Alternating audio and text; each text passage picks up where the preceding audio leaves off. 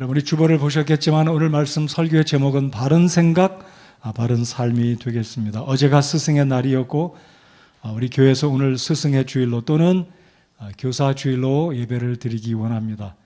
10시 예배 때 우리 주일학교 유초등부, 중고등부 교사 우리 선생님들, 학생들과 예배를 잘 드리셨으리라 생각하고 오늘 이 말씀이 교사분들에게 교사분들뿐만 아니라 우리 교회에 직분을 맡으셨고 아버지 되시고 어머니 되시고 장인 장모가 되시고 시어머니가 되시고 부모님이 되시는 할아버지 할머니가 되시는 모든 분들에게 내가 누군가에게 하나님의 말씀으로 영향을 끼칠 수 있는 자리에 있는 분들이라고 생각하시는 모든 분들에게 이 말씀이 하나님의 능력이 되어서 우리 마음속에 구절의 약속처럼 평강이 되어지기를 바랍니다. 여러분, 우리가 살아가면서 필요한 것들은 여러 가지가 있습니다. 건강도 필요하죠.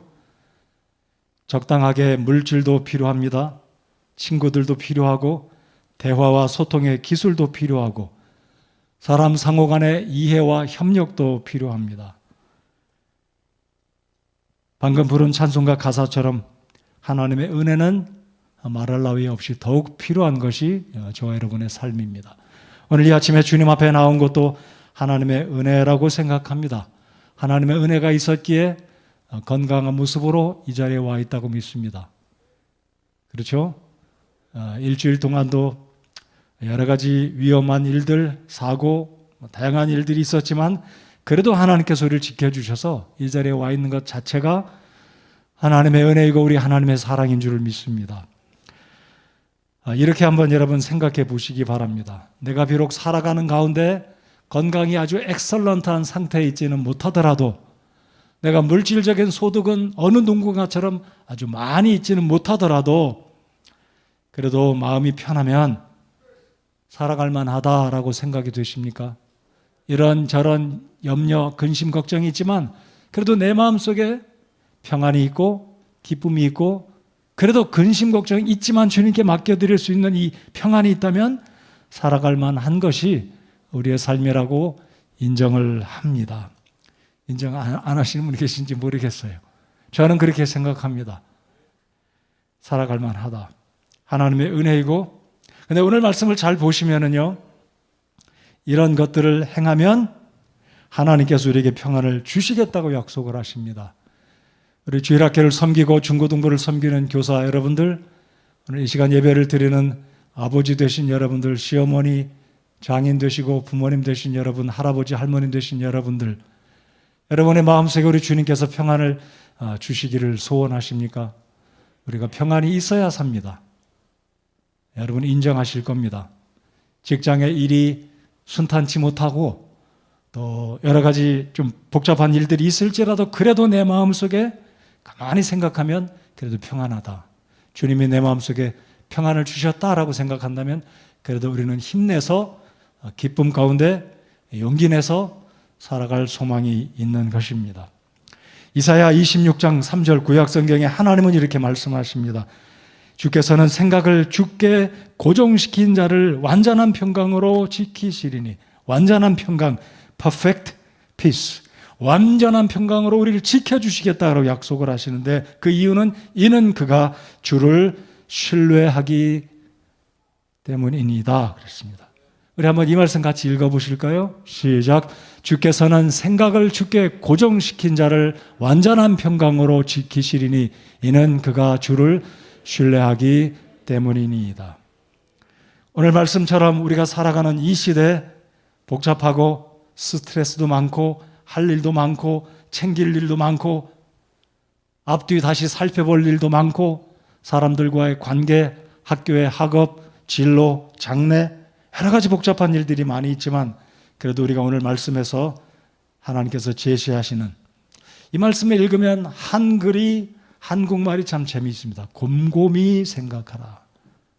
곰곰이 생각하고 또 생각하고 제가 곰곰이란 이 단어를 사전에서 찾아보진 않았지만 진중하게 또다시 되풀이해서 다시 생각하라는 의미로 이해하고 있습니다. 이런 것들을 그러니까 앞에서 8절에서 8절에서 8가지가 들어있습니다. 8절에 8가지 무엇이든지 진실한 것과 무엇이든지 정직한 것과 무엇이든지 의로운 것과 무엇이든지 순수한 것과 무엇이든지 사랑스러운 것과 무엇이든지 좋은 평판이 있는 것과 덕이 되는 것과 칭찬이 되는 것이 있거든. 문제는 우리에게 있느냐 이것입니다. 저를 포함해서 여러분들 생각해 보면 손가락을 꼽아보면 이 8가지 가운데 나는 절반은 있을까? 3분의 1, 4분의 1은 있을까? 아무튼 어쨌든지 이런 것들을 곰곰이 생각하라 입니다. 그래서 오늘 설교는 바른 생각, 바른 삶. 이 바른 생각과 바른 삶을 살아가면 하나님께서 이 세상을 살아가는 과정 가운데 여러분의 마음속에 평안으로 채워주신다고 약속을 하십니다. 제가 드리는 약속이 아닙니다. 하나님께서 여러분에게 주시는 약속인 줄 믿으시기 바랍니다. 자, 그렇다면 제가 여쭐 수는 있어요. 여러분 평안하게 살아가시기 원하십니까? 옆에 사람한테 한번 그렇게 물어보세요. 평안하게 살기 원하십니까? 물어보십시오. 자, 그렇다면 답은 주님께서 말씀하시기를 이런 것들을 곰곰이 생각하라. 자, 그래서 오늘 말씀은 바른 생각, 바른 삶을 살아가는 것입니다.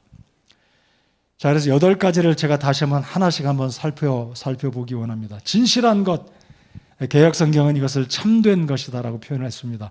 허위와 상반되는 개념입니다. 하나님의 속성입니다. 우리 하나님의 특성입니다. 하나님은 진실되신 분입니다.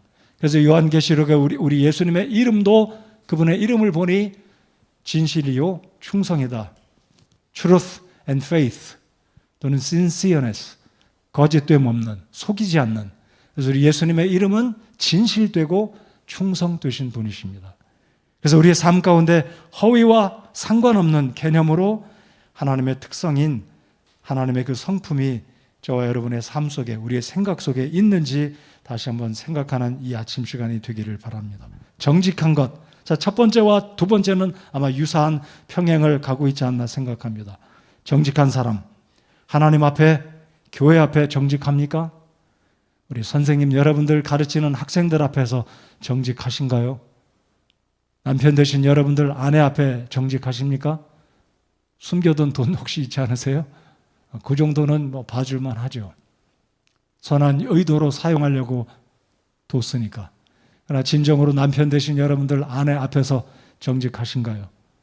아내 되신 여러분들 사랑하는, 존경하는 여러분의 남편 앞에서 정직하게 살고 계신가요? 세 번째, 의로운 것. 누구 앞에서도 옳고 의로운가요? 다시 반복합니다. 내가 가르치는 아이들이 초등생일지라도, 유치부 학생일지라도 우리 교사 된 여러분들, 아버지, 어머니 된 여러분들, 나는 어린이들 앞에서도 정직한가? 의로운가? 네 번째, 순수한 것.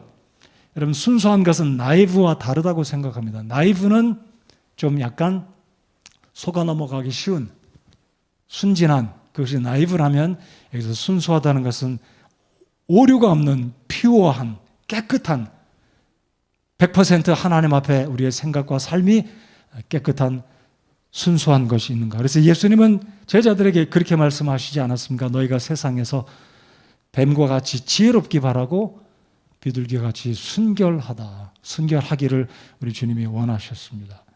다섯 번째는 무엇입니까? 사랑스러운 것. 옆에 사람 한번 바라보시면 사랑스러운 모습을 갖고 계신지. 우리 윤현의 자매가 남편을 보고 고개를 끄덕여요. 황태수 형제님 사랑하는 아내 이 자매가 사랑스러운 모습이죠? 대답들을 잘 안 하시네. 여러분, 우리가 하나님 앞에 그러면 이렇게 생각해 보겠습니다. 하나님이 나를 보실 때 사랑스러운가? 여러분, 보통 사랑스럽다는 말은 부모가 자녀들을 볼 때, 선생님이 아이들을 가르칠 때, 제자들을 가르칠 때, 야, 너 참 사랑스럽다. 너 참 귀엽다. So cute. 귀엽다 그러지 않습니까? 근데 문제는 나이가 지극히 드신 여러분도 하나님이 나를 보실 때 내가 사랑스러운가? 생각해 볼 문제라고 생각합니다. 내가 과연 하나님이 나를 보실 때 사랑스러운 모습을 가지고 있는가? 그 말은 내 믿음이 하나님 앞에서 용납될 만한가라는 거죠. 내 말과 생각과 행실이, 나의 삶의 모든 것들이 하나님 아버지께서 나를 보실 때 사랑스러운가? 아니면 미운 털이 바뀌어서 나 보기 싫다, 너 보기 싫다, 그런 모습이 아닌지 저와 여러분들 이 말씀 앞에 다시 한번 곰곰이 생각해 보시기 바랍니다. 이런 것들이 있을 때 하나님께서 우리의 마음에 평강을 주신다고 하니까요. 여섯 번째는 좋은 평판이 있는 것. 굉장히 어려운 질문이죠. 앞서도 쉽지 않은 문제들이지만 이제 여섯 번째는 좋은 평판이 있는가. 어떤 것에서도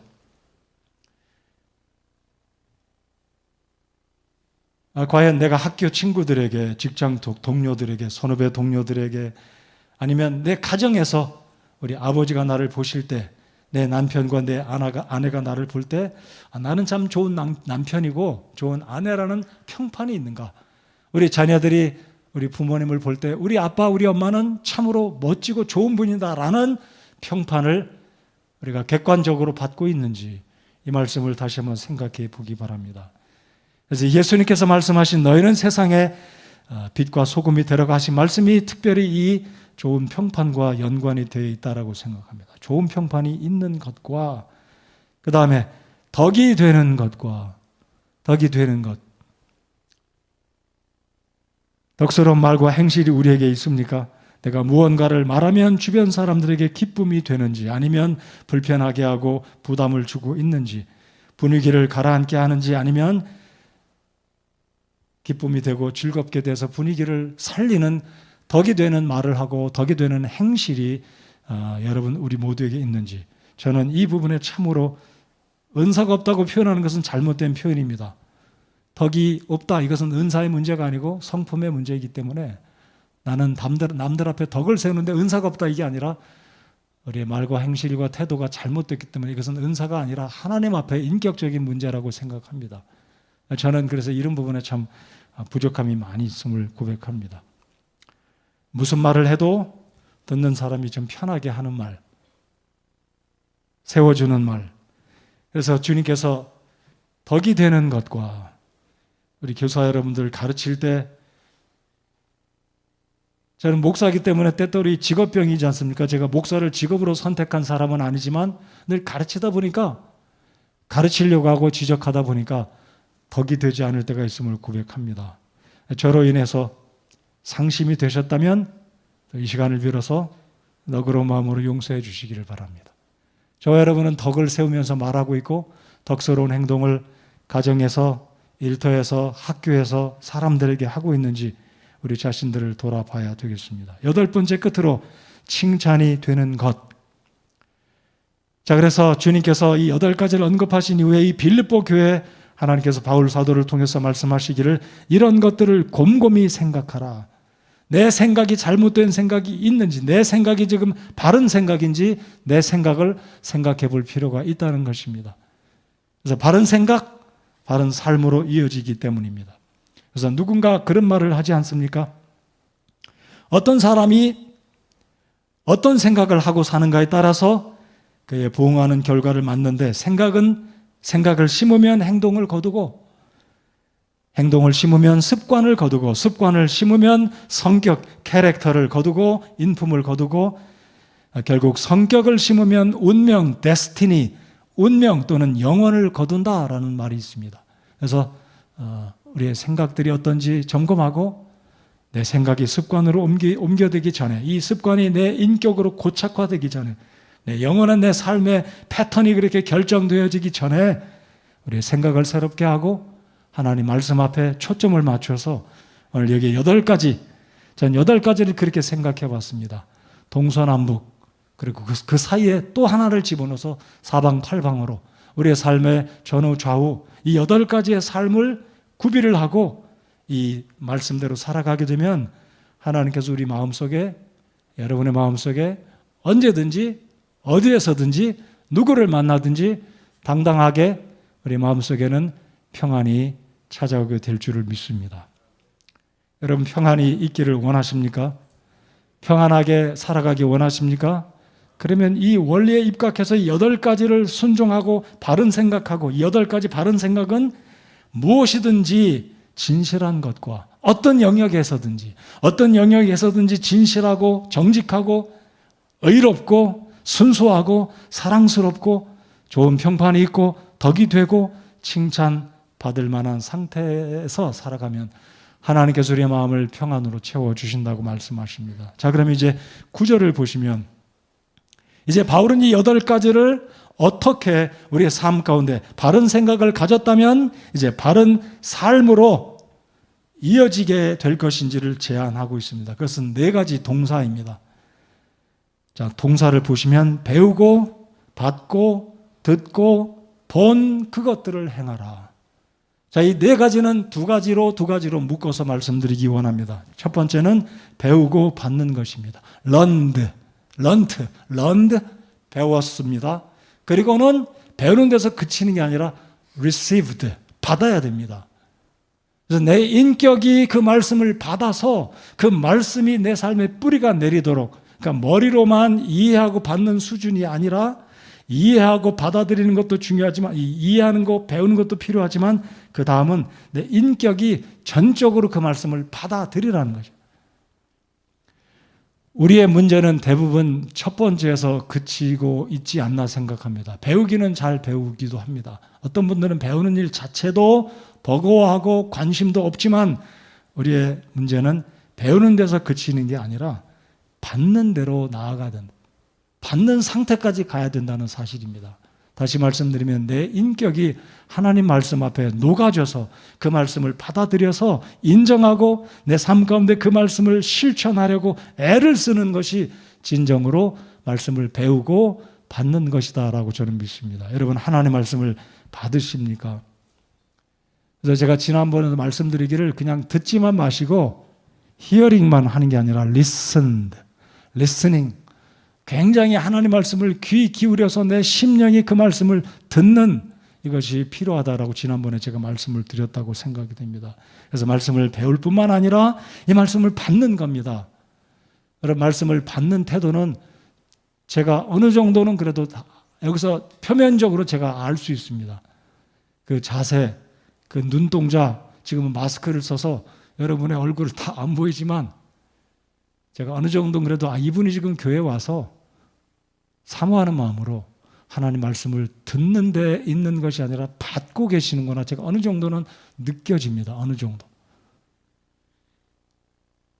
제 자신도, 여러분 자신도 하나님 앞에 이 말씀을 펴서 읽을 때 배우는 자세가 아니라, 여러분 목사들의 직업병 중에 또 하나는 뭐냐면 우리 성도들에게 무엇을 먹여드릴까, 어떻게 하나님 말씀을 은혜스럽게 잘 준비해서 전해드릴까, 여기에 골똘할 때가 많이 있지만 제 자신이 하나님 앞에 이 말씀을 제 자신이 받아야 되는 필요성을 제가 절실히 느낍니다.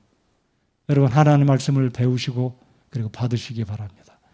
우리 주일학교 교사 선생님 여러분들, 하나님 말씀을 배우는 거 절대적으로 필요하지만 여러분 자신이 하나님 말씀을 받으시는 우리 선생님들이 되시기를 바랍니다. 자, 그래서 말씀을 배우고 받는 겁니다. 여러분, 우리가 배우기를 포기한다면 그 말은 성장하기를 나는 포기했다는 의미입니다. 여러분, 배워야 할 분야가 다방면으로 있죠. 여러 가지 분야가 있습니다. 그 중에 하나는 제가 권면해 드리는 것은 하나님 말씀을 계속해서 배우시기 바랍니다. 계속해서 배우시기 바랍니다. 그래서 배우는 방법은 읽고 듣고 묵상하는 겁니다. 그리고 거기에서 한 걸음 더 나아가서 이제는 그 말씀을 내가 받는 겁니다. 받는 거예요. 그래서 사도행전 17장 11절에 보면 이들은 데살로니가에 있는 어떤 자들보다 더 고귀하여 온전히 준비된 마음으로 말씀을 받아들이고 그것들이 그러한가 하여 날마다 성경 기록들을 탐구함으로 그랬습니다. 베레아 사람들은 데살로니가에 있던 사람들보다 더 고귀하여 하나님 말씀을 온전히 준비된 마음으로 그 말씀을 받아들였다라고 말합니다. 또한 데살로니가전서 1장 6절에 보면 이 데살로니가 교회를 바울 사도가 칭찬하기를 또 너희는 많은 고난 속에서 성령님의 기쁨과 더불어 말씀을 받아 우리와 주를 따르는 자가 되었으며, 배우는 데서 그치는 것이 아니라 내 인격이 내 마음이 전심으로 그 하나님 말씀을 동의하고 받아들이고 생명처럼 받아들이고 내 삶 가운데 프랙티컬하게 살아가면 이 말씀이 내 속에, 내 영혼 속에, 내 인격 속에, 삶 속에 받아들여지게 되면 그때 우리 마음속에 하나님이 평강을 주시고 이 8가지 분야에 하나님께서 하나씩 열매 맺는 삶으로 인도해 주시리라고 믿습니다. 자, 그래서 이 말씀을 배우고 이 말씀을 받아들이는 여러분들 되시기 바랍니다. 이 말씀 자체를 지금 이 시간도 받아들이는 분이 계시고 여러 가지 생각을 하고 계시는 분이 계실 겁니다. 생각에서 삶으로 이어지는 복이 여러분에게 있기를 바랍니다. 이제 바울 사도가 말하는 세 번째, 네 번째 방법은 배우고 받고 그 다음에 듣고 본 그것들을 행하라. 듣고 본 그것. 그러니까 듣는다는 것은 귀를 말하죠. 청각적인 분야고 본 것은 시각적인 분야입니다. 어떤 게 더 힘이 강하겠습니까? 저는 보는 게 더 힘이 있지 않을까 생각합니다. 우리 교사 여러분들이 우리 아이들에게 가르칠 때 아이들이 청각을 통해서 배우지만 실제로 보는 게 더 영향이 크다. 이게 굉장히 두려운 겁니다. 가정에서 우리 아버지 되신 우리 형제 여러분들, 아내가 되고 어머니가 된 우리 자매 여러분들, 자녀들이 우리 다 봅니다. 잘못 보여주면 오히려 걸림돌이 되는 겁니다. 저도 제 아들들 셋을 키우고 있고 이 세 아들들이 앞으로 하나님의 일을 한다고 하는 사람인데 이 아버지가 집에서 아들들에게 어떤 모습을 보여주는지가 굉장히 무서울 수 있는 일이죠. 잘못 보여주면 목사인 우리 아버지도 이렇게 했었으니까 아들들이 답습하겠죠. 굉장히 두려운 겁니다. 여러분, 듣고 보는 것. 그래서 오늘 일부 10시 예배에도 우리 성도님들과 그런 부분을 함께 말씀을 나눴습니다마는 우리 자녀들에게, 여러분들의 며느리들, 여러분들의 사위들, 여러분의 손주들에게 나는 무엇을 보여주고 있는가? 여러분, 바울 사도는 이론적으로만 하나님의 말씀을 가르치지 않았습니다. 이 앞에서 8절에서 말하는 8가지를 바울은 그냥 탁상 공론으로, 붓으로, 펜으로, 편지로, 설교 한 편으로 그렇게만 가르친 게 아니었습니다. 바울이 뭐라고 스스로를 증명합니까? 9절에 너희가 내 안에서 배우고 받고 듣고 본 그것들을 행하라. 이미 너희가 나를 통해서 다 배웠고 받았고 들었고 보지 않았느냐. 이 말은 바울은 이미 그들 앞에서 완벽하게 이미 본을 보였다는 겁니다. 그래서 할머니 되신 여러분들, 할아버지 되신 여러분들, 아버지 어머니 되신 여러분들, 며느리 된 여러분들, 교사 된 여러분들, 우리는 누군가 앞에서 하나님 말씀을 배우고 받고 그리고 듣고 본 그것들을 실제적으로 본을 보여야 된다는 사실을 오늘 스승의 주일, 교사 주일을 맞아서 이 말씀으로 저 자신을 포함해서 여러분 모두에게 도전이 되는 말씀이 되기를 바랍니다. 보여준다는 것, 우리 집사님들, 후배 집사들에게 무엇을 보여주고 계십니까? 우리 성도 여러분들, 이제 갓 예수님 믿은 성도들 앞에 아니면 최근에 우리 교회 온 성도들 앞에 어떤 모습을 보여주고 있는지 우리 자신들을 돌아볼 수 있기 바랍니다. 내 말 한마디, 행동 한마디가 저 사람들 앞에 어떤 인상, 좋은 평판을 남기고 있는지, 덕이 되고 있는지, 사랑스러운지, 진실한지, 정직한지, 의로운지, 순수한 것인지 우리 자신을 돌아보며 곰곰이 생각해 보아야 합니다. 사위가 있는 우리 부모님들도 계실 거고 며느리가 있는 여러분들도 계실 거예요. 제가 지난주에 우리 성도님 한 분이 청첩장을 제 책상에 둬서 아마 저를 만날 기회가 없어서 제 책상에 전달을 제가 받은 것 같은데 저도 나이가 조금 들어가는지 모르지만 우리 아들들도 결혼해서 며느리를 보면 좋겠다 이런 생각이 들어요. 근데 책임이 뒤따르는 겁니다. 내가 사회를 보고 며느리를 본다는 말은 내가 그 앞에 장인으로 내가 그 며느리 앞에 시어머니로 본이 되어야 되니까 더 가중되는 책임입니다. 그래서 오늘 이 말씀을 저희들 다시 한번 곰곰이 생각해 보기 바랍니다. 5월 가정의 달을 맞아서 여러분이 우리 교회 다 교사들은 아니시지만 우리는 가르치는 자의 위치에 있는 사람들입니다. 중국말에 이런 말이 있습니다. 세 사람이 길을 걸어가면 그 중에 한 사람은 반드시 선생이다. 제가 중국말을 하지는 않겠어요. 세 사람이 걸어가면 그 중엔 반드시 한 사람이 선생님이 있다는 말이 있습니다. 이게 인정이 되는 말이죠. 우리 모두는 우리 가족 앞에서, 내 아내 앞에서, 자녀 앞에서, 우리 며느리나 사위 앞에서, 또는 교회 안에서, 우리 믿음의 공동체 앞에서 나는 먼저 믿은 사람으로, 인생을 내가 조금 더 살아온 사람으로 그 사람들 앞에서 본이 돼야 되는데, 이 8가지 분야에서 이것들을 곰곰이 생각하라는 것입니다. 근데 바울은 이미 이런 삶을 다 살아왔어요. 너희가 내 안에서, 이 말이 굉장히 중요한 말입니다. 내 안에서 배우고 받고 듣고 본 그것들을 행하라. 너희가 이제 나를 통해서 배웠고 듣고 가르침을 받았으니까, 내가 본을 보였으니까 너희들이 이제는 너희들이 행해 보아라. 예수님도 같은 말씀을 하셨습니다.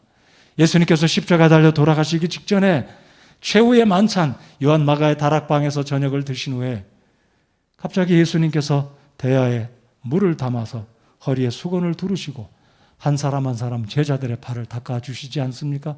그리고 하신 말씀이, 내가 선생으로서 너희에게 본을 보였으니 너희들도 이제 그와 같이 행하라. 똑같습니다. 배우고 받고 듣고 본 그것들을 행할 수 있는 저와 여러분들이 되시기 바랍니다. 그래서 야고보서 1장 22절에 이런 말씀이 있습니다. 오직 너희는 말씀을 행하는 자가 되고 듣기만 하여 너희 자신을 속이는 자가 되지 말라. 듣기만 하여 너희 자신을 속이는 자가 되지 말라. Not hearers only, deceiving your own selves. 우리 스스로는 속일 때가 있습니다. Deceive ourselves. 우리 스스로를 속여요. 말씀으로는 알지만 저 자신도 그럴 때는 참 괴롭습니다. 제가 말씀을 전하는 여러분의 목사로 강단에 서서 이 말씀을 전할 때, 지난 금요일 날에도 이 말씀을 준비하면서 하나님의 말씀을 준비해서 전하는 게 얼마나 하나님이 제게 주신 특권이고 복인지 더 감사했습니다. 왜냐하면 제가 여러분의 목사라기보다도 이 생명의 말씀, 이 귀한 말씀 자체를 전할 수 있는 특권이, 이거는 사람에게 주신 참 큰 복이다라고 생각했기 때문입니다. 제 설교를 듣는 회중이 한 분이건 10명이건 100명이건 200명이건 간에 생명의 이 말씀 자체를 전할 수 있는 특권을 저에게 주셨다는 것은 굉장한 복이다라고 생각을 했습니다. 우리 교사 여러분들 참 저를 도와서 유치부에서 초등부에서 중고등부 학생들에게 하나님의 말씀을 가르칠 수 있는 특권을 귀한 것으로 감사함으로 받으시기 바랍니다. 귀한 겁니다. 그런데 더 귀한 책임은 바로 이 말씀처럼 오직 너희는 말씀을 행하는 자가 되고 듣기만 하여 가르치기만 하여 너희 자신을 속이는 자가 되지 말라. 야고보서 3장 1절은 더 엄숙한 말씀을 합니다. 우리 교사 여러분들 알고 계시겠지만 우리 교사 여러분들 함께 저와 함께 이 3장 1절을 읽기 바랍니다. 3장 1절 시작. 내 형제들아 너희는 많이 선생이 되지 말라. 우리가 더 큰 정죄를 받을 줄 너희가 아느니라. 살지 못할 바에는 가르치지 말라는 겁니다. 그대로 본이 되지 못한다면 차라리 침묵하고 가르치지 않는 게 좋다는 하나님의 말씀이라고 제가 믿습니다. 그래서 저는 말씀을 전할 때 제가 때때로 참 하나님 앞에 부끄러울 때가 있습니다. 나는 이대로 잘 못 살 때가 있는데, 제가 100% 제가 전하는 설교, 지금까지 여러분 앞에서 굉장히 많은 설교를 해오지 않았습니까? 약 1,500, 2,000번 이상을 제가 설교를 했다고 생각하는데요. 아마 더 많을지도 모르겠습니다. 제가 그렇다면 그 많은 설교를 하면서 제가 다 지켰겠습니까? 상식적으로 못 지켰죠. 하나님 앞에 부끄러운 겁니다. 죄송한 거고. 그래서 오늘 말씀에 하나님 말씀하시기를 너희가 내 안에서 배우고 받고 듣고 본 그것들을 행하라. 그래서 이런 말씀 또한 제가 한번 읽기 원합니다. 히브리서 13장 7절에 하나님의 말씀을 너희에게 일러주고 너희를 다스리는 자들을 기억하며 그들의 행실의 결말을 깊이 살펴보고 그들의 믿음을 따르라. 하나님의 말씀을 전하는 하나님의 종들의 결말을 보고 그들이 전한 말씀대로 살아갔다면 그들을 따르고 존중하라는 겁니다. 그렇지 않다면 뭐라 그랬습니까?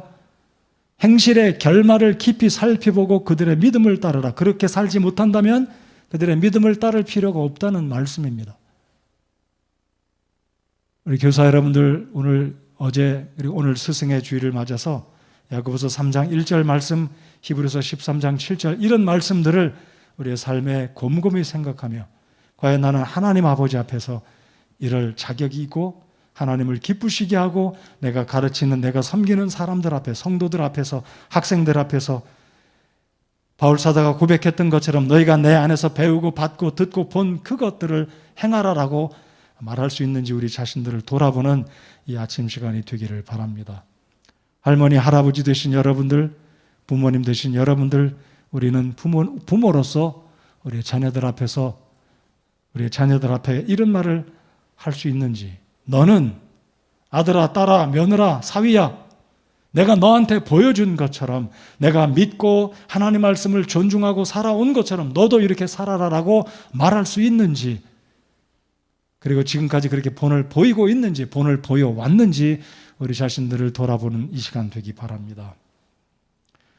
디모데전서 5장 17절에 그래서 하나님이 이렇게 말씀하십니다. 잘 다스리는 장로들을 2배나 존경할 자로 여기되 특별히 말씀과 교리로 수고하는 자들에게 그리할지니라. 우리 디모데 후서 4장을 한번 열어서 같이 읽어보기 원합니다.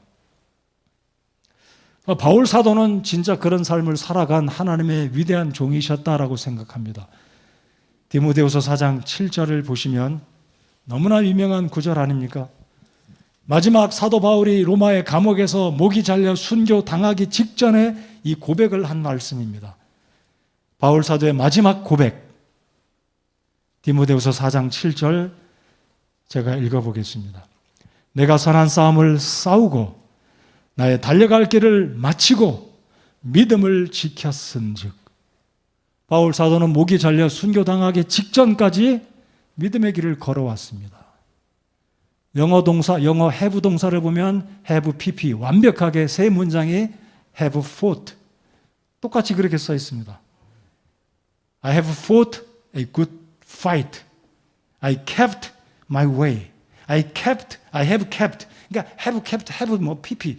이 한글의 의미로는 어찌 보면 실감이 잘 안 될 수 있을지 모르지만 영어에서는 have pp, have 동사, 완료 동사를 써서 선한 싸움을 싸웠고 나의 달려갈 길을 마치고 믿음을 지켰은즉. 세 가지다. 그러니까 바울은 죽기 전까지 빌립보 교회에 말했던 것처럼 너희가 내 안에서 배우고 받고 듣고 본 것을 행하라라고 말했던 것처럼 지금 바울 사도는 로마 감옥에서 죽음 직전까지도 그는 믿음의 길을 충실하게 완전하게 하나님 앞에 지켜왔다는 것이 이 디모데후서 4장 7절 바울 사도의 마지막 고백입니다. 자, 그래서 8절 이후로는 나를 위하여 의의 관이 예비되어 있나니 주 곧 의로우신 심판자께서 그날에 그것을 내게 주실 것이요. 이후로는 바울은 다 완벽하게 믿음의 길을 지켜온 위대한 하나님의 종이었다는 것을 이 말씀을 통해서 우리가 볼 수 있습니다. 자, 그렇다면 우리가 배우고 받고 듣고 봄으로써 말씀을 배우는 목적이 무엇이 되어야 하겠습니까?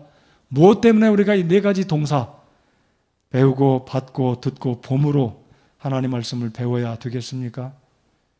그것은 하나님의 영광을 위해서입니다. 나의 능력을 자랑하고 나의 실력을 나타내기 위함이 아니라 오직 나를 구원하신 그 주님만 한 분만 높임받기 위해서 이 하나님의 말씀을 배우고 받고 듣고 보면서 하나님이 기뻐하시는 그리스도의 장성한 분량에 이르는 성숙한 하나님의 자녀가 되기 위해서 또한 영혼을 구원하고 양육하며 그리스도의 장성한 분량에 이르도록 우리 주변에 있는 지체들을 세워주기 위해서 섬겨주기 위해서 지속적으로 하나님 말씀을 배우고 받고 듣고 봄으로 인해서 성숙해지면서 오늘 빌립보서 4장 8절에 곰곰이 생각하고 우리 자신을 돌아보고 실천해 나갈 때 하나님께서는 우리를 통해 영광을 받으시고 우리 주님의 평강이 우리 마음속에 가득 차게 될 것입니다. 하나님의 뜻을 이루기 위해서 우리가 주님 말씀을 배웁니다. 말씀으로 무장해서 우리의 영적인 이 싸움에서 우리의 대적인 사탄을 물리치기 위해서, 승리하기 위해서 우리는 말씀을 부단 없이 중단 없이 배우고 받고 듣고 우리 믿음의 선진들의 그 모습을 겸손히 보고 배우면서 앞길에 달려간 믿음의 선진들을 따라가면서 이 목적들을 이루어 나갈 때 하나님은 우리를 복주시고 하나님은 우리를 기뻐하시고, 그리고 나아가서 우리의 마음속에는 언제든 어디서든 누구 앞에서든 평안할 것입니다. 돈이 없어도, 몸이 좀 아파도, 직장에 일이 좀 꼬여도, 사람들과 관계가 좀 안 좋아도 내 마음속에 주님으로부터 말미암는 이 평안이 차게 되는 것입니다. 골로새서 3장을 열어서 다 같이 읽어보기 원합니다. 골로새서 3장 12절, 15절. 유사한 말씀을 바울 사도가 골로새 교회 성도들에게도 당부하고 있습니다. 골로새서 3장 12절, 15절입니다. 바울 사도가 골로새 교회 성도들에게도 이 평안을 이야기하고 있는데 약간 각도가 달라요. 제가 잠시 후에 말씀을 드리겠습니다. 먼저 골로새서 3장을 열어주시기 바라고, 아직 못 찾으신 분들은 모니터와 앞에 스크린을 보시고 같이 읽겠습니다. 골로새서 3장 12절로 15절까지 읽겠습니다. 천천히 생각하며 받는 마음으로 이 말씀을 읽겠습니다. 시작. 그러므로 너희는 하나님께서 선택하신 자요 거룩하고 사랑받는 자로서 긍휼히 여기는 심정과 친절과 겸손한 생각과 온유함과 오래 참음을 입고, 누가 누구와 다툴 일이 있거든 서로 참고 서로 용서하되 그리스도께서 너희를 용서하신 것 같이 너희도 그리하며 이 모든 것 위에 사랑을 입으라. 사랑은 완전하게 매는 띠니라. 하나님의 화평이 너희 마음속에서 다스리게 하라. 너희도 그 화평에 이르도록 한 몸 안에서 부르심을 받았으니 감사하는 자가 되라. 자, 빌립보 교회 바울 사도가 권면한 말씀과 이 골로새 교회 권면한 말씀의 차이는 화평 또는 평안이라는 주제를 두었을 때 약간 다릅니다. 자, 빌립보 교회는 바울 사도가 이리 하고 그것들을 곰곰이 생각하고 너희의 생각을 바꾸고 너희의 삶을 8가지 하나님이 말씀하시는 그쪽 방향으로 순종하고 살아가면 평강이 너희 마음속에 차게 될 것이다. 근데 골로새 교회 주님이 이 바울을 통해서 말씀하신 것은 하나님의 화평이 너희 마음속에서 다스리게 하라. 영어로 Let the peace of God rule in your heart 그랬습니다. Let the peace of God rule your heart. 하나님의 평강이 나를 지배하도록, 그 말은 하나님의 평강이 나를 지배하지 않는 상태란 말은 다른 것이 내 마음속에 차 있다는 거예요. 원망과 불평과 다툼과 불일치와 날카로움과 비평과 덕이 되지 않음과 빌립보서 4장에 언급한 정직하지 않음과 의롭지 않음과 순수하지 않음과 좋지 못한 평판이 있기 때문에 그리스도의 평강이 내 속에 찰 뿐만이 아니라 차지 않을 뿐만 아니라 그리스도의 평강이 우리를 지배하지 못하는 것입니다. 말을 바꾸면 내 옛사람이 나를 지배하는 겁니다. 내 잘못된 생각이 내 언어를 지배합니다. 내 언어가 잘못된 생각으로 지배하면 행동으로, 얼굴 표정으로, 음성으로 나타나서 다른 사람들을 힘들게 할 수 있다는 겁니다. Let the peace of God rule in your heart. 꼭 기억하시기 바랍니다. 그리스도의 평강이 너의 마음을 주장하게 하라. 그리스도의 평강이, 하나님의 화평이 너희 마음 속에서 다스리게 하라. 그러니까 어찌 보면 빌립보서 4장 8절, 이 골로새서 3장 이 말씀은 연관된 말씀이라고 봅니다. 8가지를 우리가 실천하고 내 생각을 바꾸고 삶을 바꾸면 하나님의 평강이 내 마음속에 찰 것입니다. 하나님의 평강이 내 마음속에 찬다는 말은 그리스도의 평강이, 하나님의 평강이 내 생각과 삶을 인도해 간다는 것입니다. Rule over my thinking. 그리스도의 하나님의 평강이 저와 여러분의 삶을 다스리고 인도해 가는 복이 있기를 바랍니다. 우리 말씀을 한번 따라서 해보시기 바랍니다. 하나님의 화평이 너희 마음속에서 다스리게 하라. 우리 청년들은 영어 문구아예 외워버리세요. Let the peace of God rule in your heart. 짧습니다. 더 쉬울지 모르겠어요. 아예 짧으니까 아예 외워버리세요. Let the peace of God rule in my heart. 아예 외우세요. 그러면 하나님의 평강이 나를 지배하지 않는 상태란 8가지가 내 생각 속에 없다는 것이고 8가지의 프랙티컬한 이 하나님의 명령들이 내 삶 가운데 부재하다는 것입니다. 우리 예수님께서 이런 말씀을 하십니다. 내가 너희에게 평안을 남기노니 곧 나의 평안을 너희에게 주노라. 세상에 주는 것과 달리 내가 너희에게 주노니 너희는 마음에 근심하지도 말고 두려워하지도 말라. 이 무슨 뜻인가요? 근심하지도 말고 두려워하지 말라는 것은 방금 읽은 이 골로새서 3장 15절 하나님의 평강이 내 마음속에서 있어서 나를 다스리고 인도해가는 그 은혜를 말씀하시지 않겠습니까? 여러분, 주님이 주시는 평안 돈으로 살 수 없습니다. 학교 가서 과정 이수하면 서티피케이션 받을 수 있을지 모르지만 하나님의 평강이 뭐 이렇게 자격증 딴다고 해서 하나님의 평강이 있는 것입니까? 아니잖아요.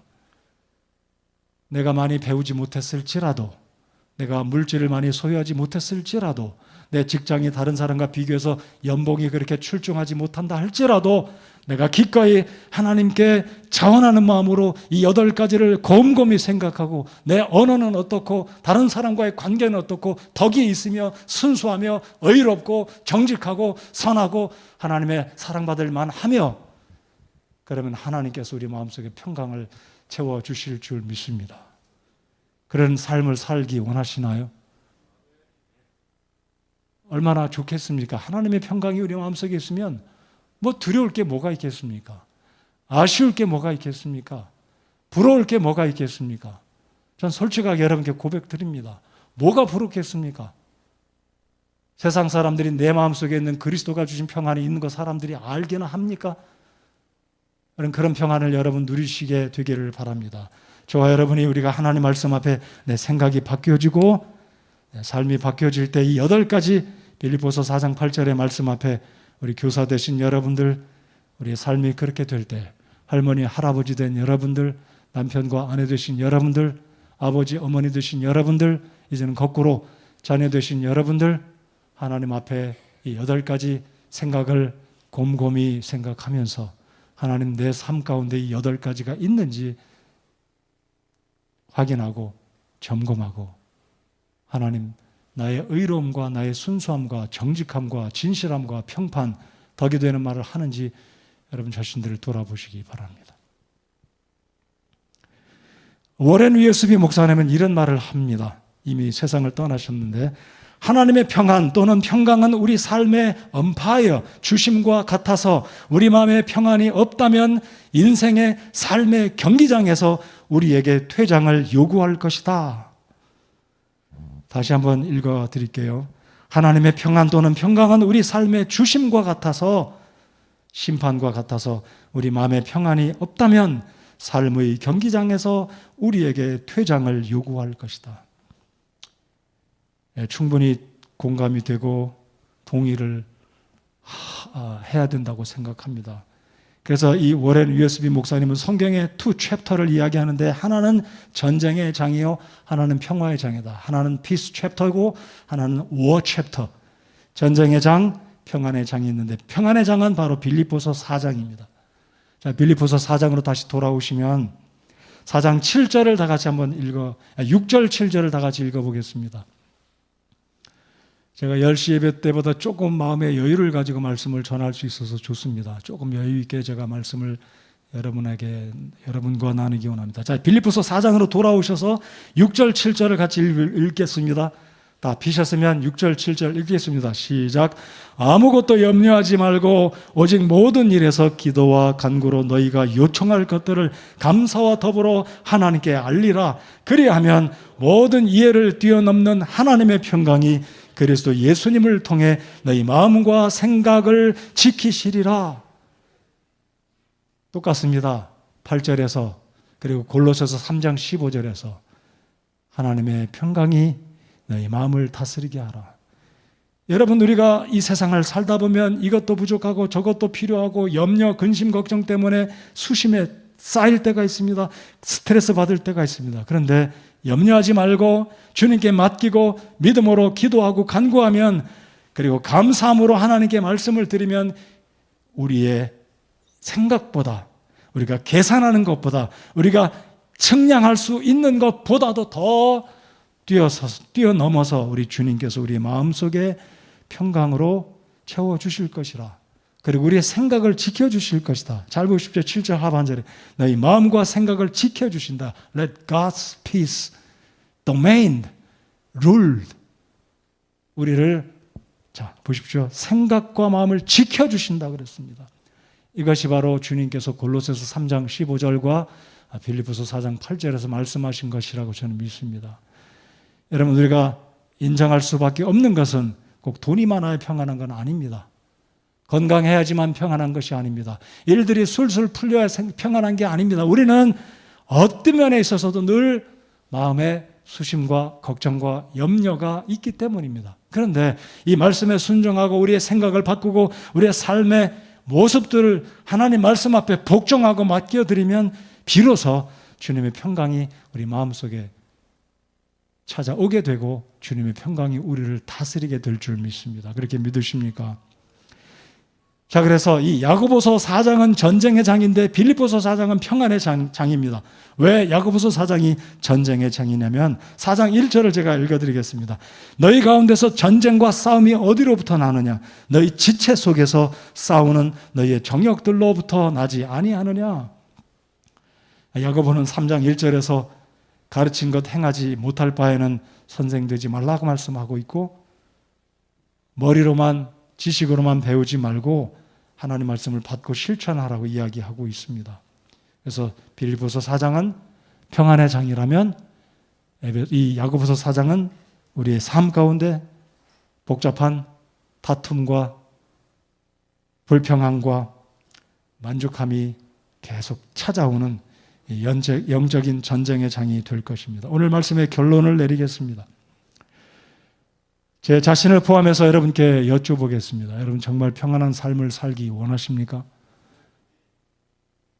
돈의 유무와 상관없이, 직장과 사업의 형통, 부형통 이것과 상관없이 내가 진정으로 하나님 앞에 구원받은 성도로서, 한 아버지로서, 한 남편으로서, 한 할아버지로서, 내가 한 아내로서, 할머니로서, 시어머니로서 하나님 앞에 내 삶이, 내 마음이 진짜 평안하게 살고 싶다. 그렇다면 오늘 빌립보서 4장 8절 9절 말씀을 곰곰이 생각하고 우리 자신을 주님 앞에 비추어서 회개하고 주님 앞에 맡겨드리면 우리 주님께서 우리를 변화시키시고 그리스도의 평강이 우리를 지배하도록, 우리를 다스리도록 인도해 가시리라고 믿습니다. 오늘 이 말씀을 들으시는 여러분 가운데 아직 예수님을 여러분의 구주로 영접하지 않으셨다면 이 8가지를 행하기에 앞서서 선행적으로 우선적으로 해야 할 일은 예수님을 여러분의 마음속에 여러분의 메시아로, 여러분의 그리스도로, 즉 여러분의 구주로 마음속에 모실 때 하나님께서 여러분에게 하나님의 평안, 천국의 평안을 채워주시고 영생의 복을 허락하실 겁니다.